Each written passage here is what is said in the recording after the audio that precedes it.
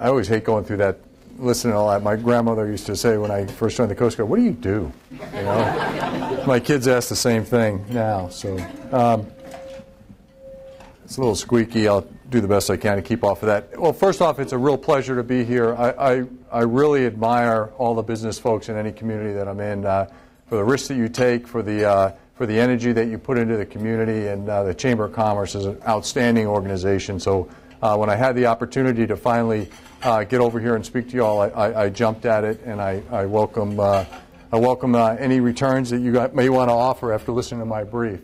And also, I think my wife's patronized just every one of y'all businesses in here. At least my checkbook looks that way. So I'm going to go through a brief that's really a culmination of a number of briefs that the staff has put together. Some of the slides I'm just going to bang through pretty quick because I really want to talk about some things towards the end of this presentation, and then I'd like to open it up for questions. More important to me is what's on your mind than what's already in my mind. So I'm going to pass the questions and answer period here off to you all pretty quick. So please, if there's anything in my brief that interests you and you want to ask further questions about, please do that. If there's something else on your mind about the Coast Guard, I'm willing to talk about that as well, or anything else of interest that I know something about. So again, 17th District here. Go through some of the missions. This brief talks about some of the authorities that the Coast Guard has, and I apologize for this slide, but the key point is that when you look at the Coast Guard and you look at our relationship with the state of Alaska and with the nation, it's unlike anybody else's. Between our authorities that we have, our ubiquitous presence around the country, our portion of us being a military service or of us being military officers at all times, and then at the same time being a federal law enforcement agency and a regulatory agency is really unique and provides the Coast Guard with a unique set of responsibilities, actually 11 statutory missions. If you've had the opportunity on Wednesday nights to watch any of the Coast Guard show on TV, you'll see the missions that we continue to go out on. Besides search and rescue and in law enforcement, we have aids to navigation and other missions that really apply to the people of Alaska and help promote the people of Alaska, more so in a lot of ways than almost any other location in the nation. My responsibilities go from the early side of prevention and awareness, where we work primarily in the areas of environmental protection. We're heavily responsible for regulation on that side, all the way to a response profile where incidents happen and we respond afterwards, mostly in law enforcement, search and rescue, and in some cases, as you saw with Deepwater Horizon, after a major calamity such as an oil pollution event. The Coast Guard is a military service. You all know that. We serve with the Navy in time of war. We have Coast Guard folks today around the world in the Northern Arabian Gulf protecting the oil platforms in Iraq. We've been there since the very beginning. We have folks in Afghanistan doing work there as well. So when you think about your Coast Guard and you look at how we deploy and where we've been, we're all over the world. We have a primary focus here in the U.S., but we do deploy with the other military services. And as of today, we actually have thousands of coasties that have served in enduring freedom and Iraqi freedom and around the world doing those more higher-end DOD missions. And it's been that way since 9/11. So a lot of folks still think of the Coast Guard as a search and rescue organization or a hometown organization. We are, but we also have a broader set of responsibilities that put us around the world. The 17th District is huge. Alaska's huge. And when you look at the way our district is set up and you look at our area of responsibility, the yellow on this chart shows what I'm responsible for, which is essentially the Arctic, the Northern Pacific, all the way down to Kamchatka and Korea on the international side, all the way down to the Straits of Juan de Fuca on the U.S. side, the Bering. We have more coastline that we're responsible for in this district than the rest of the United States put together. So Alaska is a unique opportunity, and I am an Alaskan. I've been up here for many years. My kids and family are all from here. So it's a place that we come back to. I wanted to come back here, and mostly I wanted to come back here for the challenge that the state of Alaska offers me as a Coast Guard officer, and the opportunity to serve the nation in a really cool way, and in a way, quite frankly, that's it's a growth opportunity for the nation with the opening up of the Arctic, and I have a lot of comments on that later on. I look at, when I get up in the morning, I look at the things that start bothering me, and I've got a whole bunch of natural disasters that I'm always worried about, everything from earthquakes, and I'll show some stuff on that later on, which is actually the number one calamity on my list of calamities that I stay awake at night thinking about. And then there's the homemade or man-made events that occupy a lot of my time. Everything you see on this this enumerated list of things here happens in Alaska. All of the things that you see on here are issues that we worry about in our service to the state of Alaska and in our protection for the nation from here. Weapons of mass destruction, piracy, illegal migration, drug trafficking, all of those are issues that Alaska faces. If you look at vehicles of conveyance for a lot of bad things that can come into Alaska, do come into Alaska, or could threaten Alaska, the maritime environment is the primary one, whether that's commercial fishing boats, illegal fishing, or illegal transportation modes. The ferry system, a lot of that is Alaska's dependent on, and it puts it right in the Coast Guard crosshairs, more so than almost anywhere else in the nation. Talked about earthquakes a little bit. If you look back at the '64 quake and you look at the history of earthquakes and tectonic activity throughout the region, this is Alaska's like ground zero for that for the United States. The largest earthquake we ever had, obviously, was 1964. If you look at what happened in Japan, it's all part of the same earthquake system. It's something that happens periodically about every 50 years. Here in Alaska, where we end up with a major quake, it's one of those events that is, day to day a low probability of event, but a high consequence event. And when I talked to my boss and he asked me about the things that bother me, this is one of the ones that's not on a whole lot of people's radar scopes, but I am certainly worried about it. If you look at the results of the '64 quake, and then you look at Anchorage today, you look at Kodiak today, you look at the way the population of Alaska, how it's grown and how we've migrated more and more to a maritime culture and a maritime community, it's a big deal for me. It's one of those things that I look at as the Katrina type event that could happen up here in Alaska, and keeps me worried. In addition to that, Southeast Alaska with tsunami activity, I think what we saw take place in Japan is something that we ought to take a hard look at. And how would we deal with that? How would the isolated communities of Alaska deal with it today, where we don't have a whole lot of infrastructure, and in some cases we even have less robust infrastructure than we had in '64. What I mean by that is, if you look, everybody's dependent on your cell phone. Well, if we have no cell phones, there's an issue. Loran stations no longer exist here. If you lose GPS, there's other problems. Ham radios and things like that were very critical in '64. People don't even know how to spell ham radio anymore. And so those kinds of things and those infrastructure that kind of the old school, old technology that we had, it no longer exists and is a point of worry for me. Talked about that. Crime. There's a lot of concern in this area for me in the state, and I've been working with my state partners and my federal partners here to try to really understand what are the things that threaten the state of Alaska by way of crime. What are the conveyances for things like drugs coming into the state, and what can we do about it? Do we fully understand it? Most people in Alaska don't think of that as something to worry about. It is something that I'm looking at, and the more I look at it, the more I think we ought to worry about it. Especially when I look at homegrown narcotics traffic like crystal meth and some of the other things that are starting to take on in rural communities, not only in Alaska but around the country. It's a big deal for me as a parent, as a business person. That should be something that we all think about how we can start to address, and it's one of the places that I'm starting to partner more and more with the state and federal activities. Fishing. Alaska has really the only, as of today, sustainable fisheries on the planet. And if you take a look at the Bering Sea fishery, if you take a look at the northern Pacific pelagic fisheries around here, the state of Alaska, working with the federal government, has done an extremely good job of preserving that fisheries. We have up and down cycles on stuff, but in general, you will find that the scientific data is there that we've got about the right sweet spot on that for keeping it as a sustainable fishery. That is a huge deal.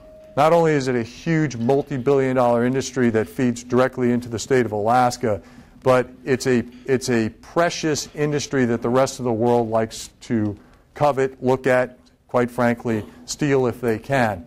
And if you're familiar with Bagan Picasa, which was a fishing ship, really a international criminal activity piracy ship that was the Coast Guard took down earlier this year, and I have a couple slides on it.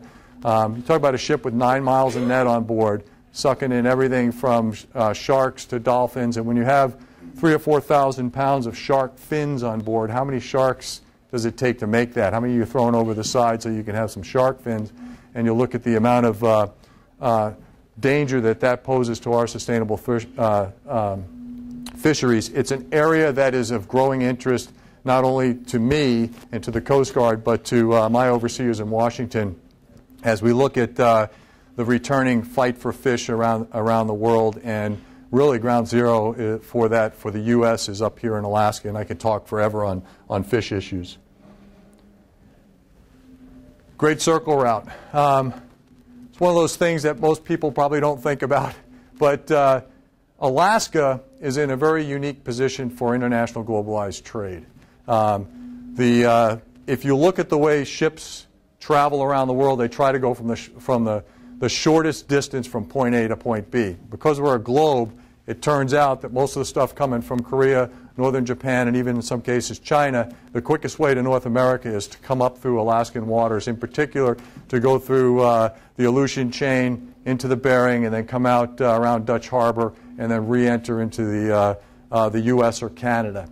A couple of things are taking place that are going to fundamentally change this dynamic. One is Prince Rupert the port of Prince Rupert in Canada will soon be the 4th largest port on the west coast of North America. It's also looking to be, and may have the potential to be, one of the largest, if not the largest, oil exporting ports on the west coast of America. All of that trade will go through the Dixon Entrance. All that trade will go through the Aleutian chain twice, once at Dutch Harbor and then again on the further west, as that ship traffic looks for the shortest distance between market and source of production. That is a huge risk to the state of Alaska. As if you look at things like Salindang IU, if you look at some of the major ship tragedies that we've had in the state, they're out there in the Aleutian chain. They're a long way from any response capability. They're a long way from any cleanup capability, and they're all of the Aleutian chain is a very sensitive environmental habitat. As that commercial traffic goes through there, under international law, it's allowed to do that. There's nothing the U.S. can really do to prevent traffic due to freedom of the seas and freedom of navigation for keeping that traffic going through there. It's only going to increase. It's going to increase on our watch. It's going to increase on my watch in my short, hopefully 3-year tenure up here. And it's something that we continue to worry about. The Coast Guard is spending a lot of money to look at Aleutian traffic studies. But you put that in Dixon Entrance, for example, with now large amounts of east-west traffic, with large amounts of north-south traffic with our ferry system, in a place that has no vessel traffic separation scheme, in a place that has very limited response, it's not too long before you have a major intersection with a major problem going on. And we've actually spent a lot of time, particularly this year, training with the Canadians and doing a bunch of exercises on how we would manage an event like that. Sri Lankan migrants, you guys, we got lots of them coming over. We've got drug problems like everywhere else. If you look at the drug trafficking routes for Alaska, it's kind of sad in a lot of ways on our drug situation because most of it comes from Canada or the U.S. So the drugs move into the lower 48 and then they come up to Alaska through primarily maritime conveyances, which is right square in the middle of my responsibility, and I need to start doing stuff about that. Piracy, we don't need to go into that too much. So D17, that's kind of like the broad picture of stuff that's going on up here. District 17, talk a little bit about the things that are really tight on my watch and what I'm keeping a track of. This is our force laydown for Alaska. Not a whole lot. Like I said before, we have the largest amount of coastline in the U.S., more than the lower 48. If you look at the way the lower 48 is provisioned in Coast Guard resources, and then you look at Alaska, there's a huge difference. There's a huge difference. Just take a place like Florida or a place like New England and look at the amount of Coast Guard assets per mile, per person. We use any denominator you want in assessing how much infrastructure and how much investment has been made. Alaska's pretty sparse. Almost all of our assets are in the lower regions of the state. Meanwhile, we have a whole new ocean and a whole new set of industries opening up in the Arctic. We need to start looking at ourselves moving further north. You know, it was 1913, we had a Coast Guard station in Nome. Today we don't have one. Our most furthest north really is Kodiak. Furthest west and north is primarily Kodiak for capabilities. Just 2 years ago, we had about 400 or 500 more coasties in the state than we do today because we've closed down the Loran stations, and we've lost some of the capability and the ancillary benefits that we got from them. We've lost our maritime safety and security team in Anchorage. You all have probably seen that, which was about a 100-man force there, 100-person force there that provided maritime security options and provided us with the ability to project Coast Guard forces around the state. And we lost a Cushnet last year as well with the decommissioning of her, our oldest cutter in the fleet. We're hoping to look to replace some of that with some of our newer assets. But as of today, we find the Coast Guard with a little bit less robust capability in the state. At the same time, we see a lot of growth taking place in the northern regions and out to the west with that increase in fishing. The Arctic. Everybody wants to talk about the Arctic. Every week I do a briefing with somebody in Washington, D.C. who's discovered the Arctic and wants to know more about it. Just today, this morning, I spent about an hour on a VTC with folks from around the nation talking on Arctic issues, and everybody's like they've discovered it. They know it's a problem. They know it's an opportunity. They know it's a great concern, but it's still a long way from anybody in Washington, D.C. to the Arctic up here. It is a real issue for the people of Alaska. It is a very real issue for District 17 from all Coast Guard, all hazards, all threats, and all Coast Guard missions. So when people talk to me about the Arctic, and everybody wants to go, well, geez, what happens if we have an oil spill in the Arctic? I'm worried about a whole lot of other stuff first. Normal, everyday Coast Guard missions, elisions, collisions, grounding, search and rescue. The things that we tend to do every single day in the Coast Guard whenever there's maritime activity, those are the things that I'm worried about primarily at the front of my plate when I look at the Arctic or even into the Bering and the movement of maritime activities north in the Bering. Whenever you have a lot of ships, when you have a lot of people, whenever you have folks going out and doing everything from subsistence hunting to commercial fisheries to transit, ocean transit traffic, you have an opportunity for a problem. And what I have had just in the brief 6 months that I've been here is a dozen, barge breaks loose, gonna wash up on the beach. What are you doing about it? Somebody else has a big long search and rescue case a long way from nowhere. Kite surfers showing up on Little Diomede Island that speak Russian. What are we going to do about them? Other folks that want to drive four-wheel drive trucks across the ice from across the Bering. I mean, ridiculous amount of stuff, but it's normal activity that goes on whenever you have a lot of maritime traffic and a lot of maritime interest in an area. All of that is opening up with the Arctic. Everything from adventure tourism to regular tourist and commercial liner traffic that we see. We've had people, I got a call from Barrow where, hey, there's a whole bunch of German-speaking people walking around town that just showed up on a boat. Where'd they come from? Who are they? Did Customs and Border Patrol vet these people? All these other questions I'm asked, and I'm like, I don't know. And we have those events taking place, and we do have following in the paper. A big opportunity next summer for even more activity up there as we look to some of the industry's interest in exploration for oil next summer. And then follow on industry activity that would come behind that. I think all of it provides the state of Alaska and the United States with a great opportunity to move into a region where the rest of the planet is moving into. If you take a look at the Arctic nations, if you take a look at the statements that the Canadians have made about the strategic importance to them of the Arctic, the Russians in their relationship to the Arctic, they all consider the Arctic a key element of their national sovereignty and of their national being. The Norwegians, they're already up in the Arctic doing all kinds of work, whether it's oil exploration or fisheries and everything else. So one of the things I always tell people when I talk to them is the U.S. doesn't own the Arctic. Stuff is going on in the Arctic, and people are moving through the Bering Strait as an international strait whether we like it or not. So it cannot be ignored. It needs to be managed. We need to have a thoughtful plan around how we're going to develop it or not. We need to have a thoughtful plan around if we don't do something and somebody else has a problem, how would we react to that? What are our international agreements? What are our capabilities that we could put up there? So it's one of those situations where, as Americans, we tend to like to think we got this under control. It's one of those situations that's developing and moving forward, whether we like it or not, and we have to engage in it. I am glad to see that a lot of people back in the East Coast and in Washington now have discovered the Arctic and are now interested in the Arctic. I hope they listen carefully to the people of Alaska and the people that actually live up there as we go forward. There's a lot we can learn from the history that Alaskans have had in that organization, in that region, and there's a lot we can learn from Alaskan indigenous folks who have traditional history and knowledge there that I'm continuing to promote.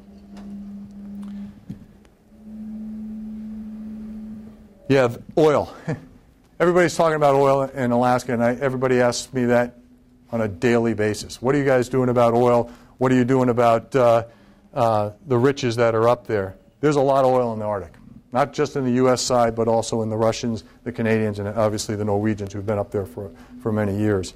That's of interest. So, that is of interest whether we want to drill, not drill. If we do drill, how do we do it safely? What are the impacts of drilling on the U.S. economy? What are the impacts of not drilling on the U.S. economy? What are those impacts on the state of Alaska? What are those impacts not only on the economics for the state of Alaska, but on the indigenous people of Alaska, on the well-being of the state of Alaska? Again, my job is not to opine on which way we should go, but my job is to inform the folks that I have to work for and people I talk to on what are the consequences of whatever avenue is decided to be taken. And one of the avenues that cannot be taken, in my opinion, is ignoring the Arctic. So we have to engage on it, we have to manage it, and we have to move forward in a thoughtful way. And I think we're doing that. I think there's been a lot of good and passionate debate on all sides of that, but I think we're moving forward in a way that's going to be provide the best, thoughtful, and safest way to develop that or not. The Bering Strait. This slide here demonstrates the two major international trade route opportunities that we have in the Arctic. One is the Northwest Passage, which is this lower green line. It's a pretty serpentine route. It's a pretty complicated route. It's one that most experts don't see fully opening up or developing for a long time, mostly because it's a very complicated route. It's got charting issues. It's got some narrow passages. It tends to ice up early and tends to never really get ice-free currently from an iceberg or pancake ice problem throughout the summer. It is an interesting place for some adventure cruisers to go through. It is an interesting place for civilians and for private persons to go enjoy the Arctic. So that's something we're watching pretty careful. The one that I think is the route of primary interest to me is the Northern Sea route. That's that yellow line there.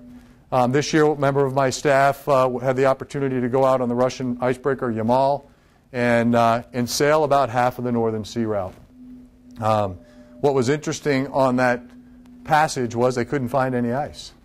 So they drove around for almost 2 weeks in a nuclear icebreaker, a huge nuclear icebreaker, and pretty much didn't find any ice. Drove through there, saw a lot of other shipping traffic, saw a lot of other destination traffic from some of the mines that the Russians have up there.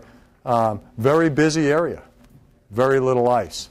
If you look at, it opened up about a week earlier this year and closed about 2 weeks later than it did at any previous time. We had some of the largest ore carriers, some of the largest chemical carriers that we've ever seen come through the Northern Sea Route and right into the Bering Strait. Some of those, that ship traffic, I didn't know about until it was already south of the Bering Strait. So that concerns me. We're talking large non-tank vessels, single-hull vessels, carrying well over 1 million gallons worth of fuel on board. So although they're not a tanker, they do carry a lot of fuel. They do pose a huge problem if they have a grounding or an elision or collision or something like that up there in the Bering Strait. And all this has taken place in a relatively poorly charted or sparsely charted set of waters. All of this has taken place without any formal vessel traffic separation schemes that manage things like who's going north in the Bering Strait, who's going south, what side of the channel you're going to be on. All this has taken place in a place that has extremely vexing conditions in weather and currents and some of that other stuff. The large ore carrier that came by at the end of the year with over 1 million gallons of fuel on board, single screw. So single motor, huge ship, coming from a Russian mining facility, heading south. And they told me about it after it got through there. That's why I say we cannot ignore what's going on in the Arctic, and those are the reasons why I think as a nation and as Alaskans we have to really get our arms around this and figure out a way to proactively manage it. Good news is we're doing a lot of work with the Russians to enter into cooperative agreements on whether it's search and rescue or oil pollution response. We've got a long history of doing that with the Canadians as well. You may recall that Secretary of State Hillary Clinton earlier this year signed the SAR agreement for the Arctic International Treaty on that. Very good work there. So there's a lot of governance and structures being put in place to help develop a lot of this. But when you look at this Northern Sea Route over here, that's one of the places that I think is going to quickly grow, perhaps out of our U.S. control very fast. Talked about that. The Bering Strait, one of my predecessors called it the Bering Gate.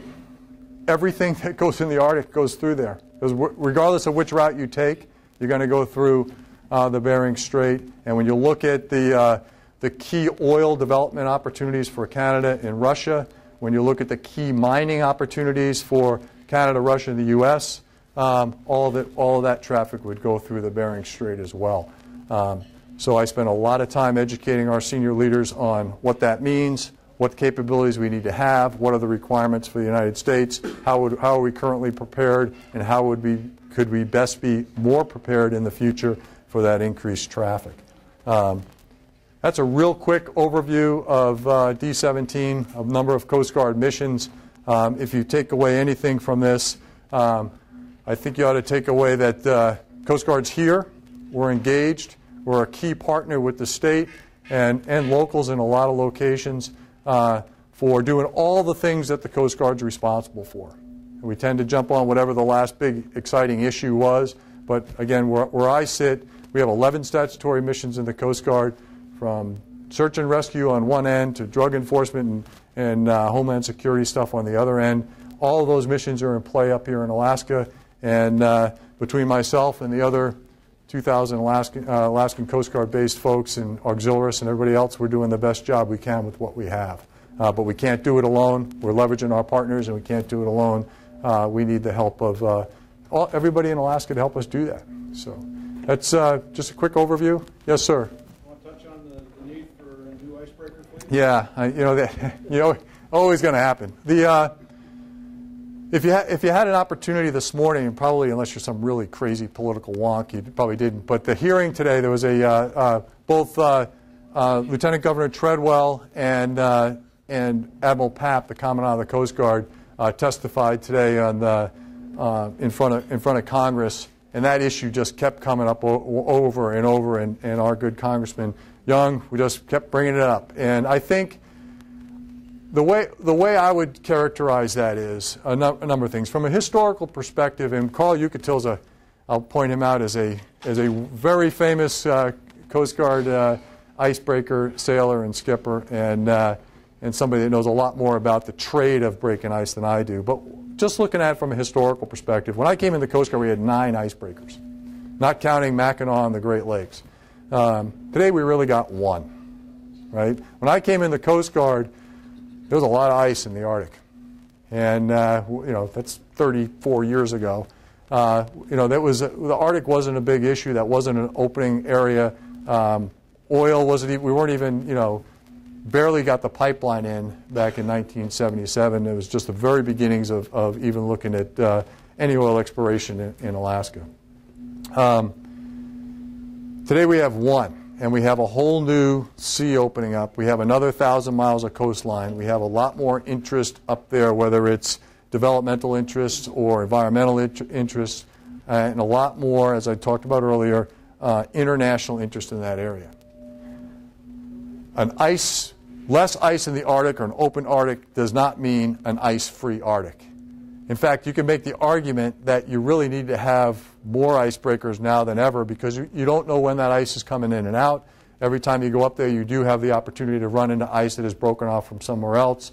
The margins of the season up there are always going to be in flux, and the opportunity for somebody to get stuck up there in the ice is there. I think as a nation, we need to step back for a minute and say, okay, are we an Arctic nation? Yes. Okay, what does that mean? Are we a maritime nation? Yes. Okay, what does that mean? Do we have an obligation to our nation, to the people of Alaska, to industry that may want to be up there, to anybody else who lives in that region, to provide them the same services that they would get elsewhere in the U.S.? Once we've answered some of those questions, okay, what are the requirements to do that?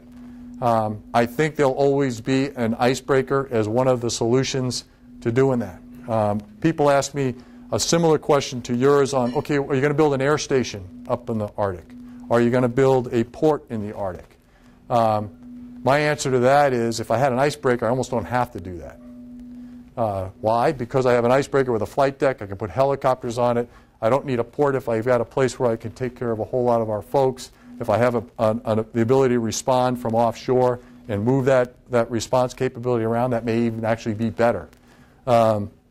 So I think an icebreaker is a tool in the toolbox that allow us to fully realize in a responsible way and develop the Arctic and be there. So kind of a long answer to, I think icebreakers are going to be part of the mix in the future. It's not my job to decide when and where those will be, but it is my job to try to point out the requirements associated with that.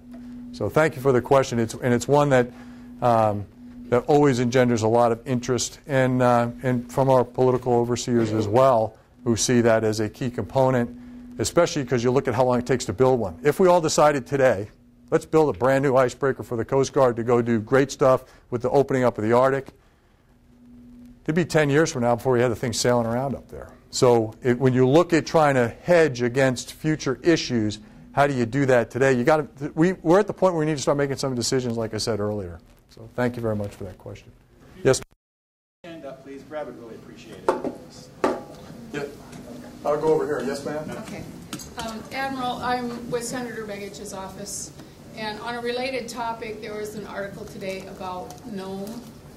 And the ice has come into Nome as a result of the storm. Right. So they are short of fuel delivery by barge. Yep. The senator did send a letter today to Admiral Pat. Perhaps you've seen that letter, but asking about the resources about an icebreaker to free up Nome for this barge versus the capabilities that they have in the lower 48. Could you comment on that?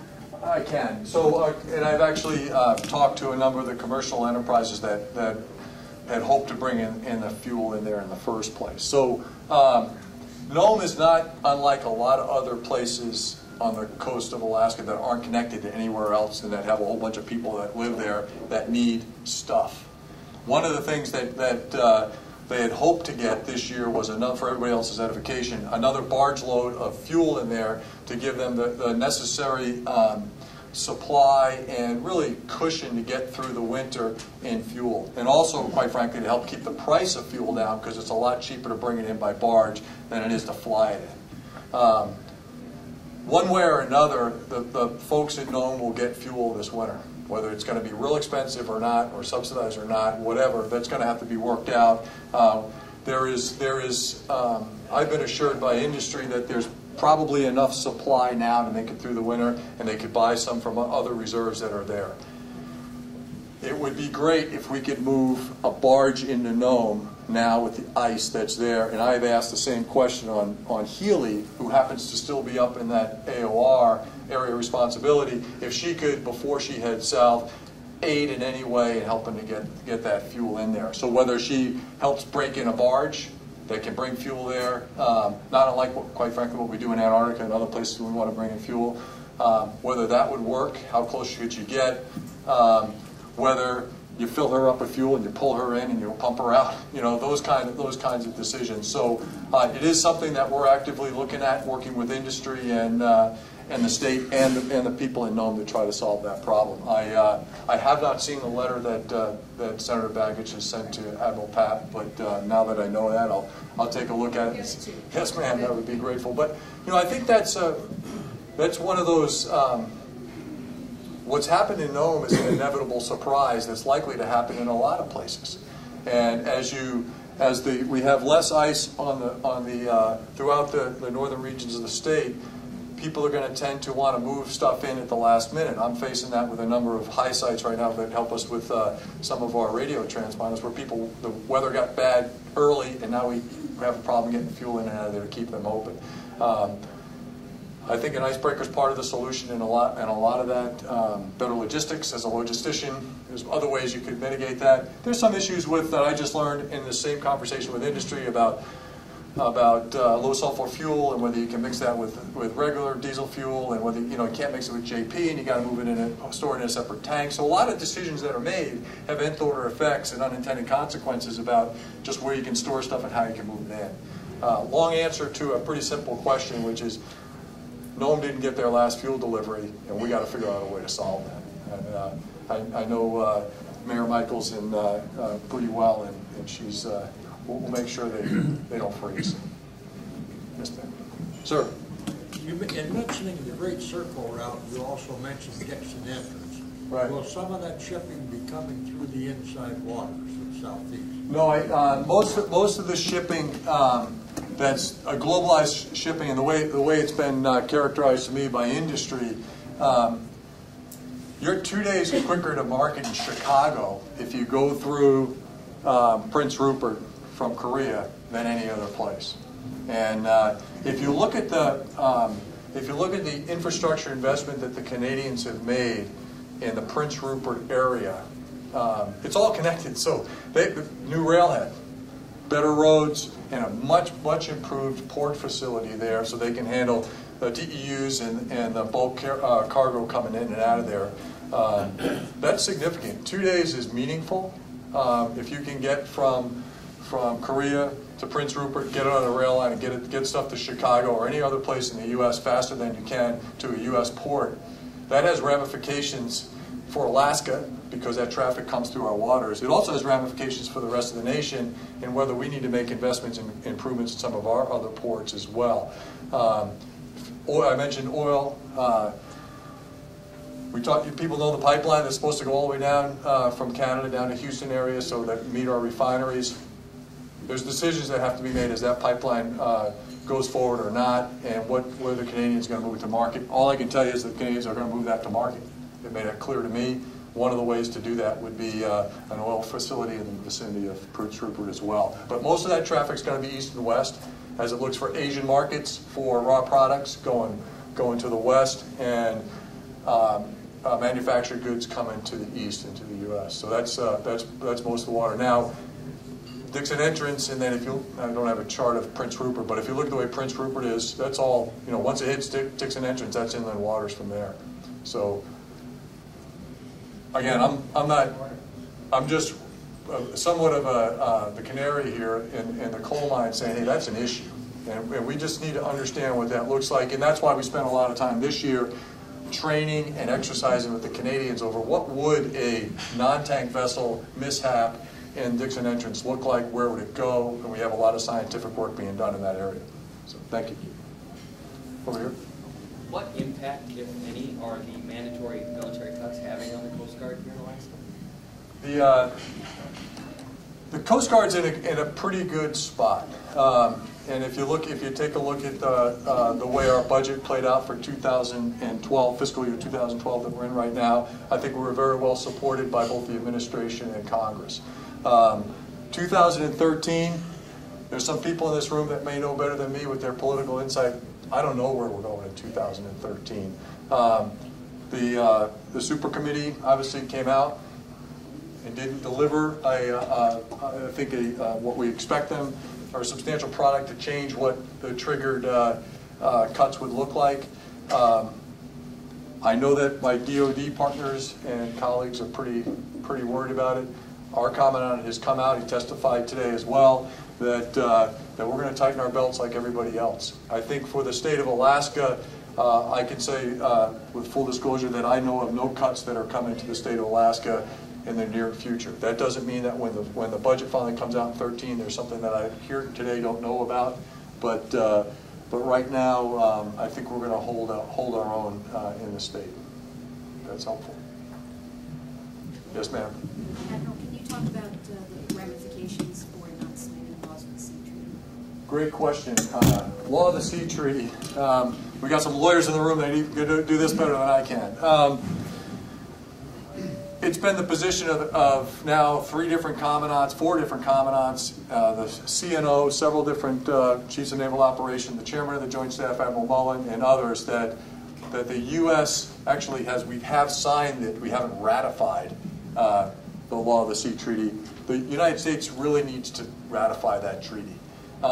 Besides providing us with a seat at the table and a lot of conversations that right now we don't have a lot of ability to sit at. It gives us, the U.S. is a maritime nation. We're the leading maritime power in the world. It's still a fact. We need to be part of probably the most sweeping legislation in an international body right now that speaks to how we're going to go forward in the maritime environment. And if you look at our position, our being the Alaskan position, things like where the outer continental shelf ends and what is really the U.S. property and what's not, the only way you can rectify that, adjudicate that, and solve those problems so that we can know what is ours and what is not, and where we can develop and where we can't, where we where we invest in some of the offshore stuff is through the Law of the Sea Treaty. So I can tell you here that it's the position of the United States Coast Guard and others that we support the Law of the Sea Treaty, and we really need to move forward on that. That's something that needs to get done so that we can be more responsible as a globalized nation. So, thanks for bringing that up. Anybody else? I know this thing's driving everybody crazy. Cool. Well, thank you very much for the opportunity to address you all today.